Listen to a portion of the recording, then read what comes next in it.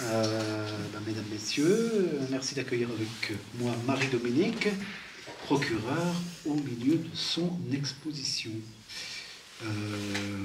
qui s'appelle, intitulée « Après les pluies ». Alors, après les pluies, on va peut-être commencer comme ça, Marie-Dominique. Après les pluies, pourquoi pas après la pluie? Parce que nous, la pluie ici, on a l'habitude, mais pourquoi les pluies? Alors, pourquoi les pluies? D'une part, la pluie, c'est un élément que j'aime beaucoup. J'aime beaucoup quand la forêt est justement mouillée après la pluie ou les pluies. Peut-être les pluies parce que ça me semblait à la fois plus universel, les pluies d'ici, les pluies d'ailleurs, et à la fois quelque chose peut-être de plus intime, de plus précis. La pluie, c'est un peu généraliste, et puis les pluies, justement, ça appelle au questionnement, ça appelle pourquoi... c'est presque un petit peu mes pluies à moi, mon regard sur la nature, sur l'odeur de la terre après la pluie, voilà. Oui, je crois que c'est pour ça que je l'ai appelé les pluies. Parce que les pluies sont toutes différentes, effectivement, quand on dort sous le toit, on s'en aperçoit aussi, parce qu'elles ont tout un rythme différent, elles progressent différemment. Quand vous dormez sous un Velux, vous voyez bien, elles sont pas régulières, des grosses gouttes, des petites gouttes, des toutes fines. Enfin, il y a toute une diversité des pluies. Et effectivement, sur la série qu'on a derrière, c'est bien après les pluies, parce qu'en fin de compte, cette série-là, qui est quand même la série la plus abstraite de ton travail, c'est les odeurs après les pluies. Alors, comment tu as fonctionné sur cette série-là? On voit qu'on a des éléments de couleurs qui retrouvent les couleurs de la terre, mais tu voulais quelque part une transposition des odeurs, je crois. Oui, c'est ça, c'est exactement ça. En fait, ça fait longtemps que je me focalise un petit peu sur un terme. J'aime bien les mots en général, et sur le terme pétrichore, je ne sais jamais si on dit pétrichore ou pétrichore, qui est en fait l'odeur typique de la terre après la pluie. Et cette idée, ce concept me plaisait bien, et je me disais, mais j'aimerais bien un jour pouvoir le retranscrire plastiquement. Donc cette odeur. Et parallèlement, je suis quelqu'un qui ramasse toujours quelque chose quand je vais me balader. Voilà, j'ai toujours des petits sachets où je mets des branches, des feuilles d'arbres, etc., des glands, des graines, des choses comme ça. Et à la maison, j'ai donc toute une collection d'objets qui, depuis des années, perdurent ou ne perdurent pas, dans le sens où ces éléments se détériorent petit à petit, finissent un peu par disparaître et devenir poussière. Et je reprends régulièrement ces éléments qui deviennent presque poussière, ces feuilles mortes qui s'effritent dans mes mains dès que j'en prends une poignée. Et ça m'a donné l'idée de garder un peu une mémoire de ces poussières, et c'est comme ça que j'ai fait cette série. Alors là, c'est un petit peu technique. Oui, c'est-à-dire que j'ai pris donc ces poussières de feuilles, par exemple, ou de brindilles, je les ai mis sous mon papier, et j'en ai pris la trace, tout simplement. Ensuite, je les ai ôtées, j'ai continué à travailler par la couleur par-dessus pour créer ces ambiances de teintes. Et le choix des couleurs, c'est pas forcément porté par rapport à l'élément qui était en dessous, mais plus par rapport à un souvenir que m'évoquait l'endroit où j'avais ramassé ces éléments, ou un moment une temporalité, à un moment donné, un souvenir d'une de mes randonnées, d'un moment dans la forêt, voilà. Oui, donc c'est un travail quand même, oui, c'est un travail sur la mémoire, la mémoire de l'objet qui s'autodétruit, la mémoire de toi quand tu es en cheminement. Et c'est deux choses parallèles qui se croisent. Voilà. Et donc la couleur, c'est du pigment? C'est du pigment? C'est tout simplement du crayon de couleur. Ah, tu reviens au crayon de couleur. Ouais. Mais à un moment, c'est gras, on voit que c'est pas gras, non? Oui. Si. Si. Alors, en fait, c'est du crayon de couleur en plusieurs couches. Donc, il y a plusieurs couleurs qui interviennent. Et ensuite, cette couche qui permet cette sorte un peu d'unification de la teinte, et ce côté aussi très velouté, qui pour moi était aussi quelque chose qui m'évoque justement l'odeur de la terre, quelque chose d'assez doux, d'assez... Comme quand on prend une poignée de terre en main, quoi. Voilà, il y a une certaine sensation qui se fait et il me fallait un côté un petit peu justement velouté et doux pour transcrire ça. Et donc c'est grâce à une couche d'huile de lin que je mets tout à la fin du travail de couleur qui donne ce rendu. Qui donne ce rendu sur un très beau papier ingres. Voilà. Donc avec un filigrane comme ça qui est beau, qui a une belle vibration, hein, qui est enfin, classiquement un papier de pastel, quoi. Oui, plus un papier de pastel, d'accord. Ouais. Mais ce qui donne une de loin aussi, hein, de près et de loin, on a une très belle texture et une très belle vibration. Et ça permet de garder une belle transparence de la couleur. Alors oui, donc ton rapport à la nature, il est effectivement un rapport de mémoire.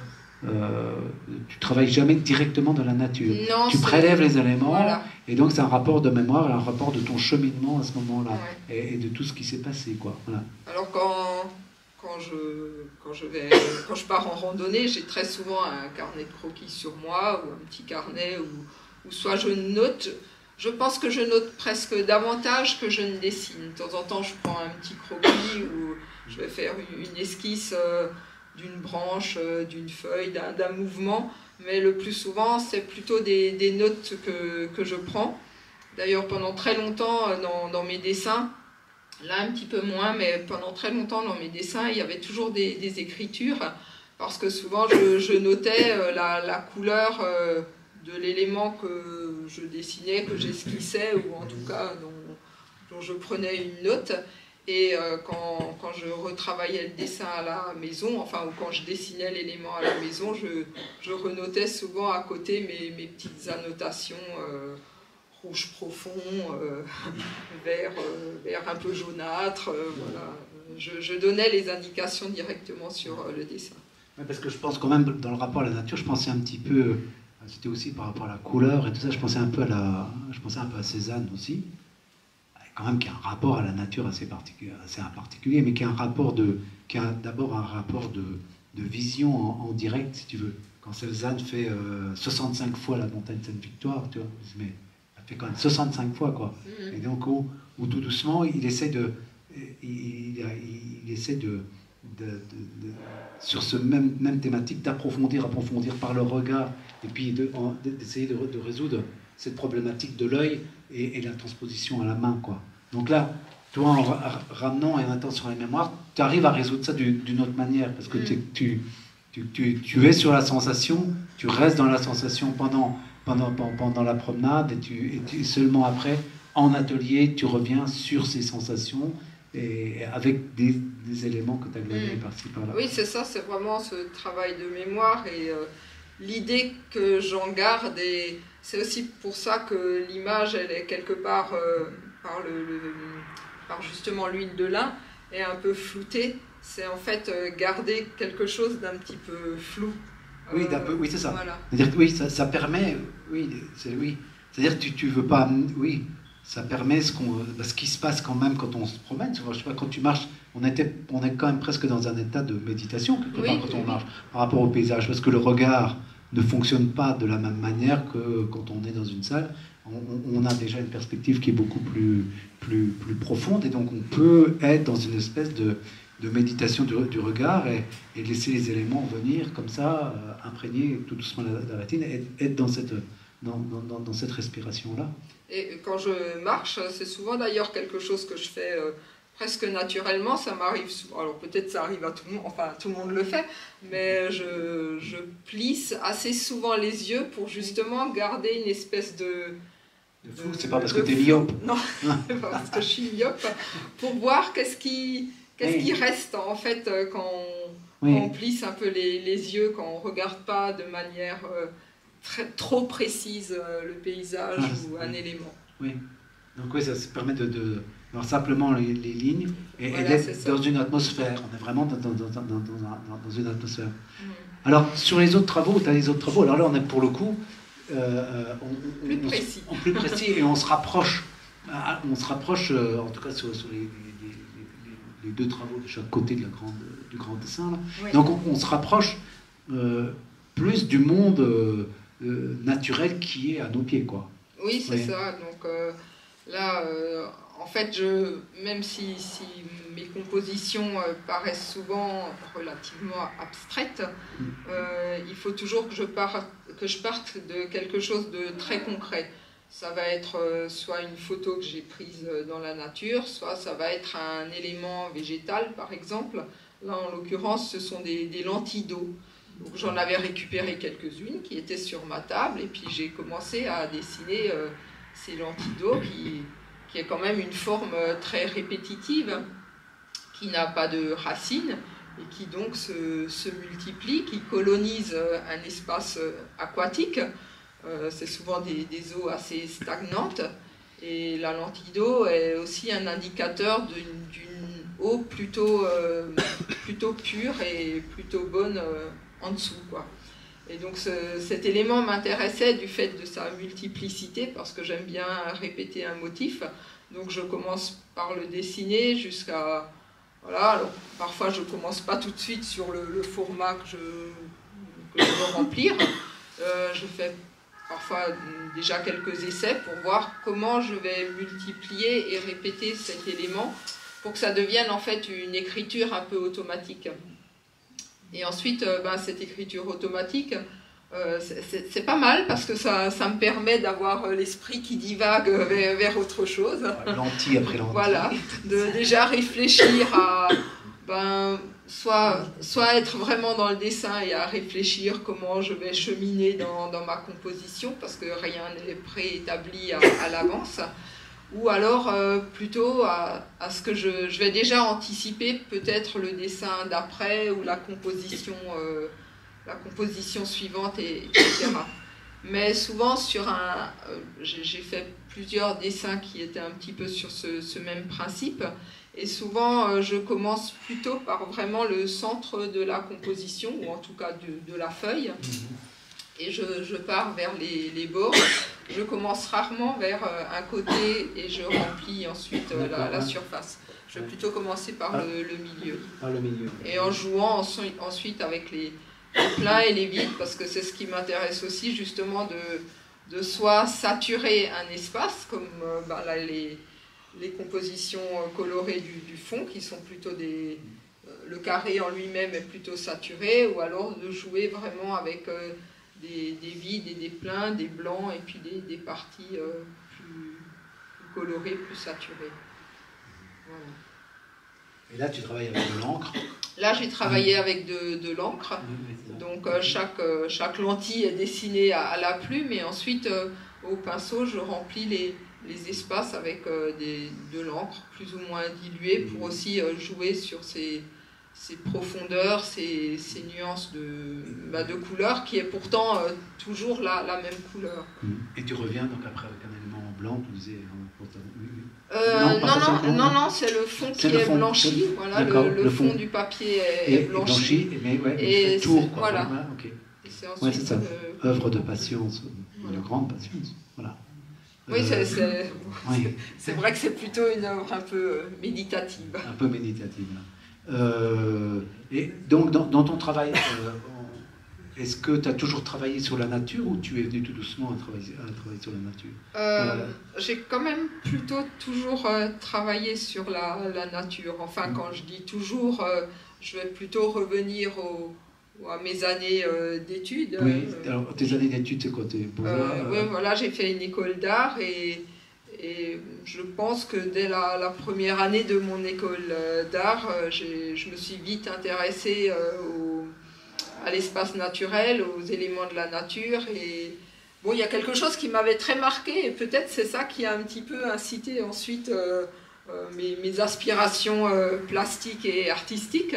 C'est que j'avais un professeur de couleur qui nous avait demandé de nous intéresser à tout ce qui se passe entre le sol et 30 cm de haut. Ah oui. Donc l'espace était assez réduit. Mais ça nous a permis de vraiment focaliser son œil sur des éléments qu'on ne remarque pas forcément, sur lesquels on marche, qu'on piétine, dont on ne fait vraiment pas attention.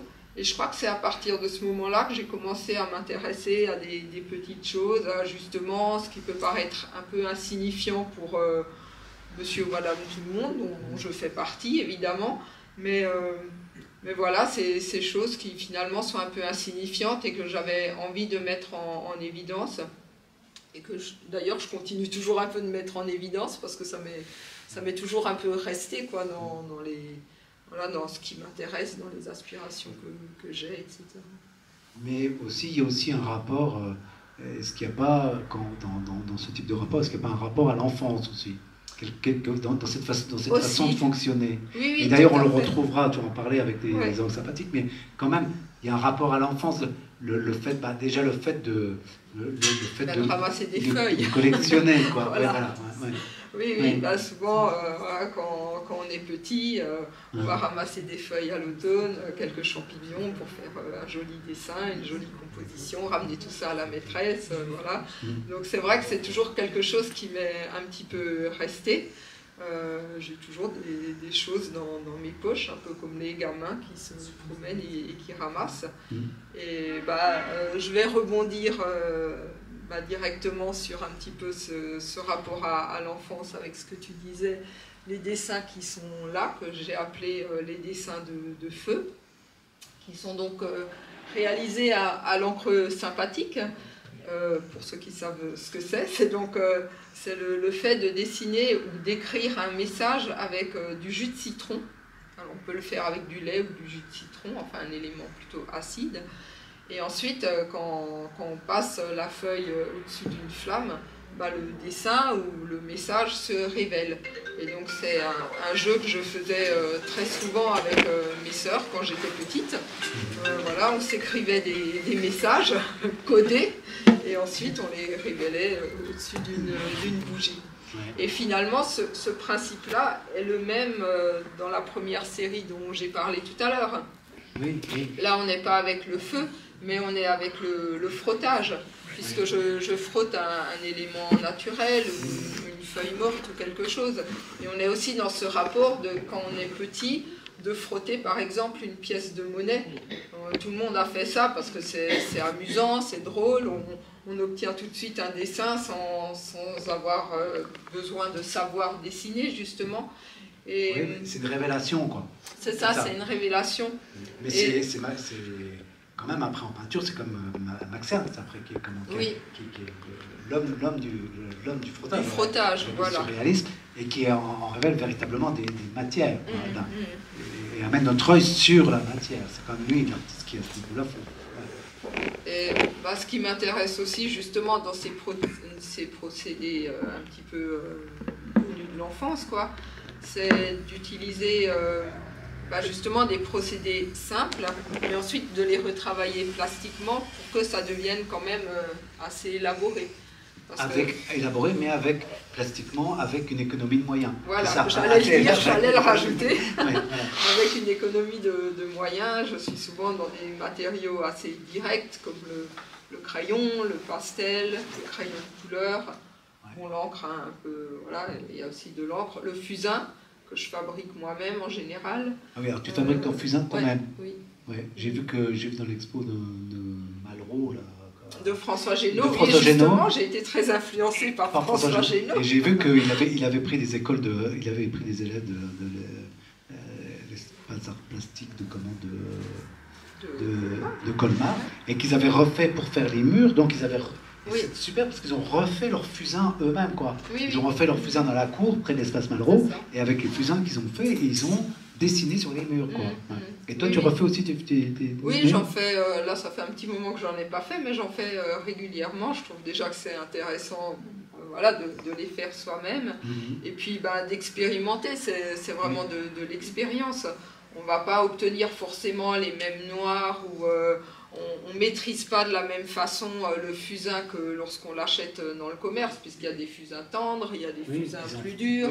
C'est en fonction des essences. En fonction des essences, on ne va pas avoir les mêmes variations de gris ou de noir. Donc c'est aussi ce qui est intéressant, c'est d'expérimenter quel bois on utilise. Et Donc j'ai des boîtes avec différents bois. Alors, par exemple, le sarment de vigne fonctionne très bien. Ça, parce qu'on a du noir de vigne complètement, donc c'est ça vient de ça. Oui, et là, on a un noir qui est assez dense, profond et velouté, avoir un bon velouté. Après, le bois de saule fonctionne aussi bien, mais là, on aura effectivement des gris plutôt moyens, on obtient moins des noirs. Et bon, c'est pas pour rien que ça porte ce nom-là, le vrai fusain, qui vient de l'arbuste fusain, donne quand même d'excellents noirs. Voilà. Mais on peut utiliser effectivement différentes essences qui fonctionnent relativement bien. D'accord. Alors tu nous parlais de ton parcours au début des écoles d'art, donc tu as fait quoi? Tu as fait l'école des beaux-arts de Mulhouse? Voilà, j'ai fait l'école d'art. Et tu as fait quoi? Et en diplôme, tu as présenté un DENSEP, qui est donc un diplôme d'art, au bout de 5 ans. Voilà. Ouais. Qui est plutôt axé sur tout ce qui est peinture ou volume, enfin installation. Voilà. Donc moi j'avais plutôt un travail de dessin et de peinture à ce moment-là. Et donc oui, pour revenir à ce que nous disions tout à l'heure, je m'intéressais déjà beaucoup aux éléments naturels. Alors ça me fait toujours un petit peu sourire parce que à l'époque, c'était donc il y a longtemps, en 1991, un petit bout. Au siècle dernier. C'est ça, au siècle dernier. S'occuper, enfin, avoir des préoccupations plutôt naturalistes, plutôt basées sur l'environnement qui nous entoure, n'était pas très tendance. Voilà. On était plus dans des modes de travaux très conceptuels, basés, je dirais, plus sur des modes urbains. Et souvent, je m'intéressais beaucoup au jardin ouvrier. À ce moment-là, j'avais fait toute une série un travail plutôt photographique, que ensuite j'avais repris plastiquement sur les jardins ouvriers. Et parfois, j'étais même un petit peu moquée par mes petits camarades de l'école qui se disaient qu'est-ce qu'elle fait celle-là avec ses petits trucs dans la nature, alors qu'eux, ils faisaient de grandes installations. Alors voilà, je leur jette pas la pierre, hein, et ils avaient tout à fait le droit de faire de grandes installations. Mais ouais, c'était pas très voilà, pas très à la mode. Et souvent, on me demande si je fais si ma pratique artistique est, entre guillemets, écologique. Oui. Alors je vais dire non, parce que clairement, non, oui, je ne sais pas, peut-être que c'est quelque chose de naturel chez moi, mais en tout cas, cette préoccupation, je l'ai depuis 30 ans. Elle n'est pas arrivée avec l'avènement du bio dans les supermarchés, quoi. C'est pas un phénomène de mode. Non, c'est pas un phénomène de mode, voilà, c'est ce que je veux dire. Après, bien sûr, il y a beaucoup de gens qui sont préoccupés par l'environnement, par la nature, mais j'ai pas... ce que je veux dire par là, c'est que dans ma pratique artistique, je n'ai pas un discours pour dénoncer... oui. C'est pas une pratique engagée, quoi. Non, c'est pas une pratique engagée sur les enjeux écologiques. Pas du tout, je préfère le dire. C'est plus pour rendre visible justement ce qui, comme je l'ai dit tout à l'heure, ce qui ne l'est pas ou ce qui ne l'est moins. J'aime beaucoup aussi, là je reprends peut-être un petit peu une influence de François Génaud, hein, puisqu'on en parlait tout à l'heure, mais qui est un artiste que alors l'expo est toujours visible à Malraux si vous allez à Colmar. Je m'intéresse beaucoup aussi aux friches, aux ronces. Déjà la ronce, c'est un végétal que j'aime beaucoup, qui sert à beaucoup de choses. Et justement ces friches, ces talus, ces endroits où on ne va pas forcément, où il faut vraiment se frayer un passage, ou ces endroits qui vont un peu piquer, qui vont écorcher, comme je l'ai un petit peu fait dans le dessin du milieu, là, qui s'appelle lisière. Voilà. Lisière un peu plus gestuelle, comme ça, un peu plus enlevée, comme ça. Gestuelle. Ouais. J'ai aussi fait, elles ne sont pas ici, mais j'ai fait des grandes séries d'herbes qui sont un petit peu sur le même principe, de ces endroits où le chemin ne passe pas forcément, mais qu'on peut voir en lisière de forêt, en lisière de ville aussi, hein, parce que justement les friches, c'est souvent des talus qui sont pas... Il y a un peu l'idée de l'abandon, quoi. Ouais, qui sont un peu abandonnés, qui sont laissés pour compte, mais qui sont quand même des lieux où il y a beaucoup d'insectes, beaucoup d'animaux, beaucoup de vie, beaucoup de choses qui qui se développent.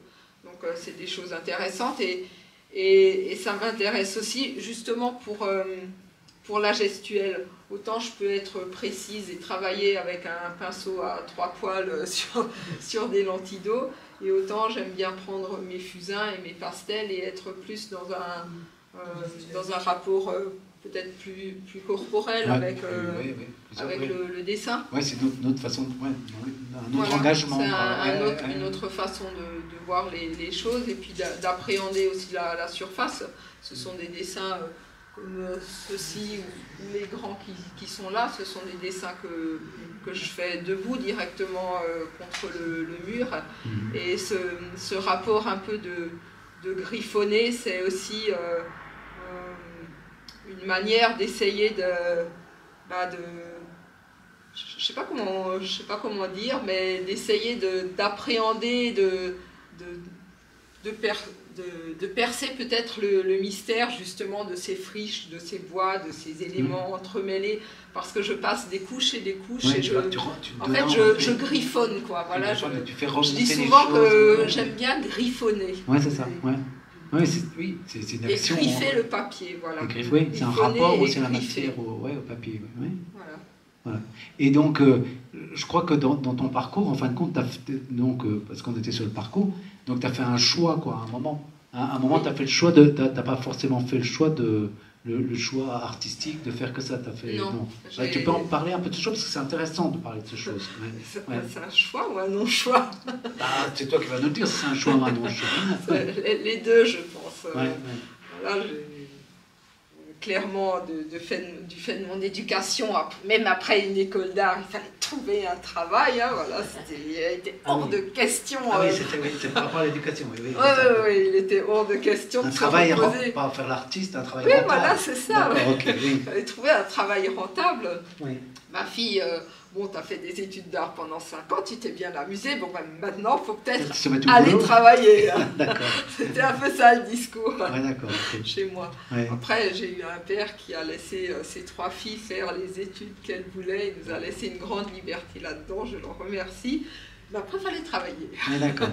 Voilà, donc j'ai eu la chance de trouver du travail tout de suite, comme coloriste dans une entreprise textile. Ah oui, alors coloriste dans une entreprise, tu préparais les couleurs? Non, je faisais les ambiances de couleurs. J'étais pas dans la partie purement industrielle, j'étais plutôt dans la partie stylistique. Création et style. Ouais. C'est-à-dire parce qu'il y a une véritable culture du tissu autour de la Mulhouse, quoi. Autour de Mulhouse. Donc j'ai d'abord travaillé dans une vallée, dans la vallée de Tannes, pour ceux qui connaissent, voilà. Dans une entreprise qui s'appelait Boussac. Oui, je connais ici. Je connais Boussac. Oui. Et donc, je mettais au point des gammes de couleurs, des associations de couleurs pour le tissu d'ameublement. Ensuite, je suis partie dans une autre entreprise qui s'appelait Tex Union, qui a fermé aussi. En fait, j'ai fait un peu toutes les fermetures de Tu as fait fermeture de toutes les boîtes du coin. Je ne sais pas si ceux qui m'embauchent actuellement seraient très contents d'entendre ça, parce qu'on ne sait jamais. Pas qu'ils écoutent la vidéo, ils vont avoir peur. Donc, après, je me suis arrêtée pendant quelques années, j'ai fait autre chose. J'ai aussi travaillé à mon compte, toujours dans le textile, et toujours j'ai eu la chance d'être toujours finalement dans la création textile. J'étais toujours dans la partie parcours création. Professionnel, t'as apporté des choses au niveau de ton parcours artistique? Tout à fait. Une des formations professionnelles tout à fait visible, je dirais. C'est qu'on ne voit pas souvent de perspective dans mon travail. C'est-à-dire que j'ai cette manie de beaucoup travailler à plat, parce que le motif se travaille à plat sur une impression textile.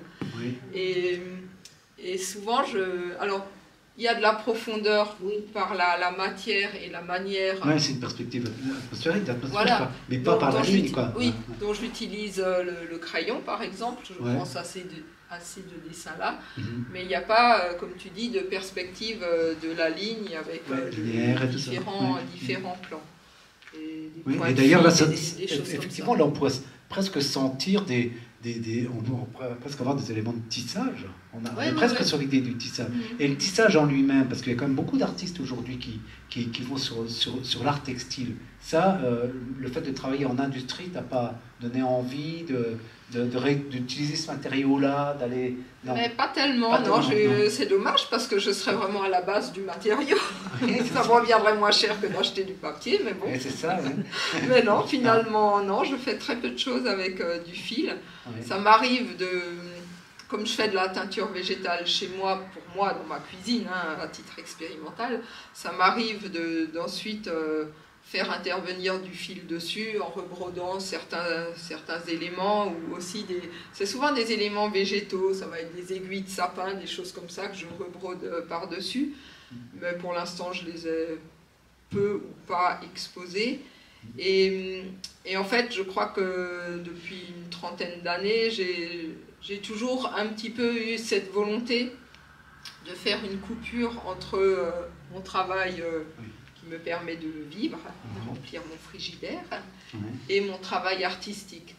Après, quand je dis c'était un choix ou un non-choix, c'était peut-être un non-choix à la sortie des Beaux-Arts où j'avais peut-être effectivement envie de devenir artiste avec un grand A, mais où mes parents m'ont dit ben non, il faut que tu ailles travailler.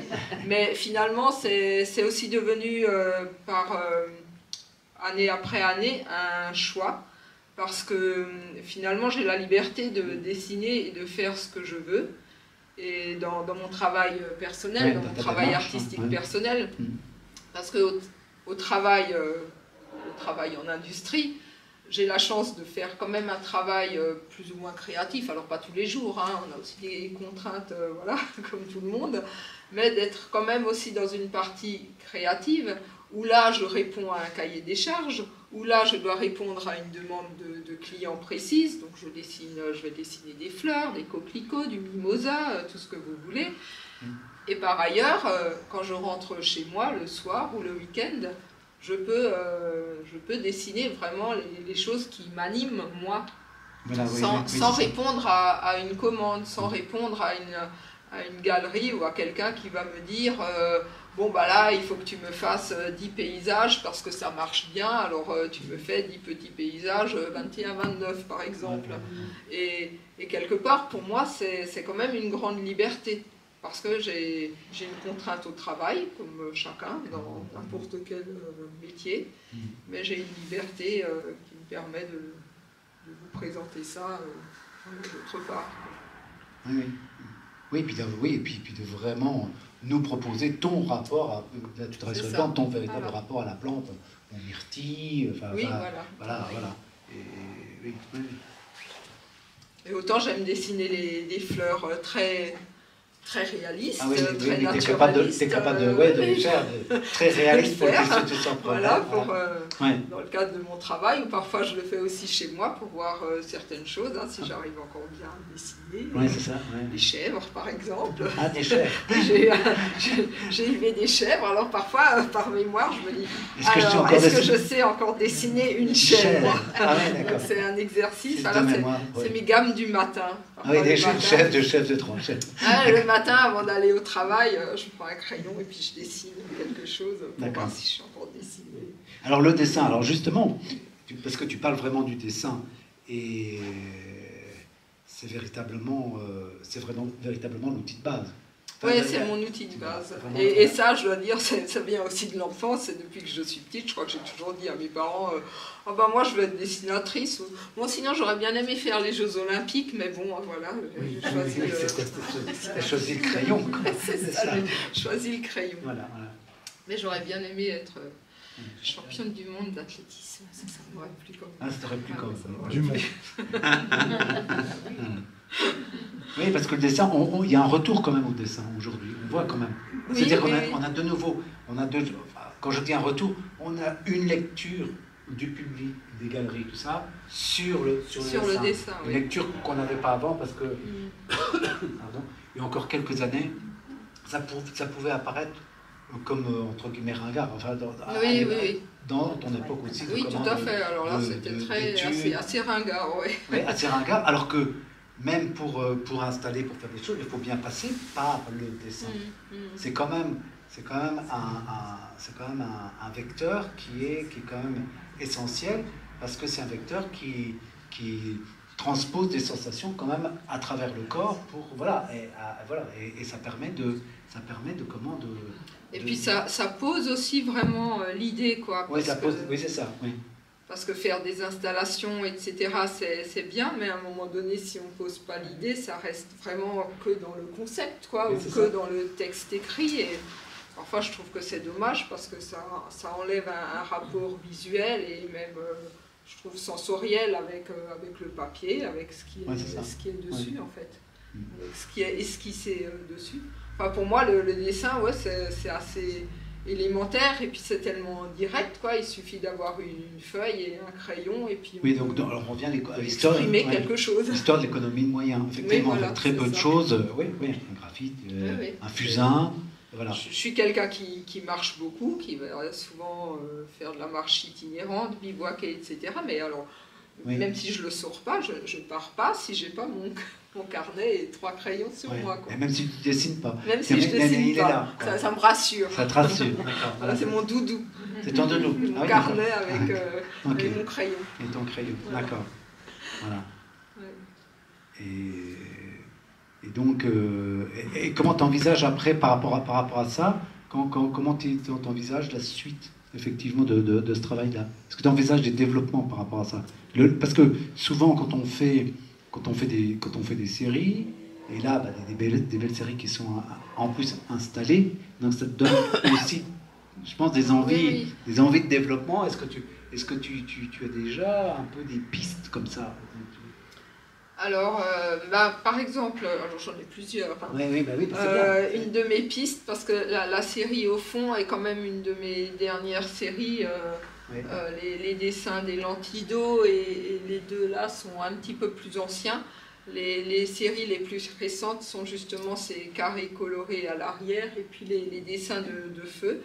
Donc par rapport à ces carrés, c'est revenir davantage vers la couleur, parce que j'ai fait beaucoup de couleurs il y a, je dirais, une vingtaine d'années, puis après je ne sais pas pourquoi, il y a 10-15 ans, d'un coup ça s'est arrêté. J'ai fait beaucoup de choses en noir et blanc ou avec une seule couleur, un peu des monochromes, quoi, je dirais. Et parce que même sur les lentilles d'eau, il y a à chaque fois qu'une seule couleur par dessin. Et c'est presque devenu, je ne sais pas pourquoi, c'est presque devenu une espèce de crainte, une peur chez moi de mélanger plusieurs couleurs sur un même support, ou en tout cas sur une même composition, alors que dans le cadre de mon travail, par exemple, je suis toujours amenée à le faire, à devoir mélanger tout un tas de teintes différentes, quoi. Mais dans ma pratique personnelle, c'est devenu un petit peu une crainte, et donc mon but, c'est un peu de revenir plus vers la couleur, vers des harmonies, ou en tout cas des mélanges de teintes. Et ensuite, une de mes autres préoccupations, c'était un petit peu, ça c'est plus un côté thématique, je dirais. C'était tout comme retranscrire un petit peu l'odeur de la terre. J'avais envie de continuer à travailler sur vraiment les éléments de base, qui sont la terre, le feu, l'air et l'eau. Donc j'ai commencé avec cette série moi je les appelle ici les dessins de feu, mais j'aime bien donner des titres à mes séries. Souvent le titre me vient avant de faire quoi que ce soit. Et donc là j'avais envie de partir du concept de retenir le feu. Retenir le feu par le dessin, mais comment faire, quoi. Voilà, je n'allais pas me mettre à dessiner des flammes, ça ne m'intéressait pas. Et donc je me suis dit, on peut retenir le feu par cette espèce de procédé qui consiste à révéler le jus de citron et donc la flamme par la couleur ensuite que ça donne, quoi.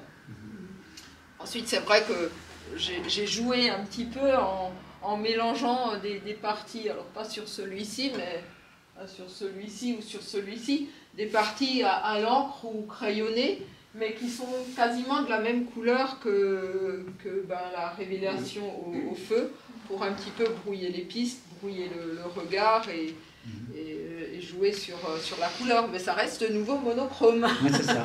Parce que la couleur, c'est vrai que la couleur, c'est quand même une vraie... c'est une vraie question quand même. Hein. Ah bah oui, tout à fait. Enfin, ouais. C'est manipuler la couleur, je parlais de Cézanne tout à l'heure, c'est quand même la belle leçon de Cézanne quand même, la couleur et comment on voit comment pour revenir sur les montagnes Sainte-Victoire, comment elles sont interprétées, comment à chaque fois on a des gammes qui sont différentes mais qui sont totalement harmonieuses et tout ça. C'est quand même pas simple. C'est simple que ça. Non, c'est pas simple effectivement à trouver à faire matcher des couleurs des harmonies qui marchent, qui sont justes, pas forcément qui sont belles, mais qui sont justes, quoi, qui vont se coordonner et qui vont se compléter ensemble. Et c'est ça vers quoi j'aimerais justement davantage revenir, parce que je ne l'ai pas encore déterminé, j'ai eu un peu un blocage par rapport à ça. Et puis oser la couleur, quoi. Voilà, ça, oser la couleur, c'est ça. Oser la couleur pure, quelquefois, et c'est pas... Non, c'est pas... Effectivement, c'est pas simple. C'est pas évident. Quand on a une, deux, c'est simple, mais... Enfin, c'est simple, c'est pas simple. Et après, quand on commence à multiplier, là, ça devient... Oui, voilà, ça devient plus compliqué, parce qu'on est vite dans un effet harlequin qui n'est pas toujours très, très heureux, quoi. Voilà, c'est ça, très heureux. Donc c'est plutôt, pour revenir aux thématiques, donc sur la terre, le feu, l'eau et l'air, voilà, j'ai commencé cette série qui pour moi est un peu au commencement, que je vais encore certainement continuer et puis développer. Et ensuite, j'ai commencé une autre série sur un petit peu le même concept, qui est retenir l'eau. Et comment, par le dessin, retenir l'eau. Alors, on pourrait dire, là, il y a peut-être déjà un prémisse, puisque par ce travail d'encre assez diffus, qui parfois est plus dense et parfois, justement, plus dilué, ça peut être une interprétation. Mais là, je suis en train d'en travailler d'autres sur un petit peu aussi cette thématique de l'eau, et toujours, mais ça reste toujours sur un petit peu la sensation, essayer de retranscrire l'odeur de la terre, essayer de retranscrire comment par le dessin ou des procédés de dessin ou d'encre, on peut justement avoir cette idée de l'eau qui est retenue par le papier. Voilà. Et c'est toujours sur papier. Toujours sur papier. Oui. J'ai déjà travaillé sur d'autres, non? C'est le papier qui est vraiment ton matériau. Oui, j'aime beaucoup ce matériau, toujours par ce côté aussi, d'une part assez direct, on revient à l'économie de moyens, et aussi par peut-être sa fragilité. Alors il y a souvent l'idée aussi, quand on parle des supports, des matériaux, il y a toujours l'idée de la fameuse conservation des œuvres. Qui est souvent aussi une préoccupation artistique. Je suis jamais très à l'aise par rapport à cette question, parce que pour moi, je me dis souvent, qu'est-ce que je vais faire de tout ça qu'est-ce que ma fille va faire de tout ça quand je ne serai plus là? On est tous pareils, des pauvres enfants. Voilà, elle va être encombrée. Les pauvres enfants. Encombrée de choses. Alors bon, déjà, le papier, c'est un peu plus léger et plus fin que des grandes toiles qui traîneraient à la maison ou dans mon atelier, voilà. Donc c'est un peu plus facile. Et puis, est-ce qu'il faut... C'est toujours la dualité de l'artiste, hein. Je ne suis pas la seule, là je dis un peu une généralité, mais on veut à la fois laisser une trace, parce que sinon on ne ferait peut-être pas ce qu'on fait, mais à la fois laisser une trace dans ce monde où il y a déjà tellement de choses, tellement d'objets, tellement qui est déjà surchargé à la fois de gens et puis d'objets et de choses. Oui. Parfois, c'est pas forcément ma volonté de laisser beaucoup de choses sur Terre. Quoi. Ouais. Mais même en numérique, on laisse des traces, c'est terrible. Ouais. Donc, même la dématérialisation. Voilà, c'est une question un petit peu en suspens. Ouais. Mais pour revenir à... Oui, j'avais déjà travaillé sur toile il y a quelques années. J'avais fait, je ne sais pas si ça existe encore, le chemin d'art sacré en Alsace. Je sais pas. Qui consistait à exposer des œuvres dans différentes églises romanes sur toute l'Alsace. Voilà, c'était un monsieur de l'évêché de Strasbourg qui s'occupait de cette opération tous les ans. qui avait pas mal de succès, et donc j'avais été sollicitée une année pour le faire à l'église Saint-Pierre et Paul de Rosheim, une très très belle église romane. Et là, le principe, c'était vraiment que chaque artiste devait travailler en fonction du lieu. Il ne devait pas venir avec quelque chose de préexistant, mais travailler vraiment en fonction du lieu. Voilà.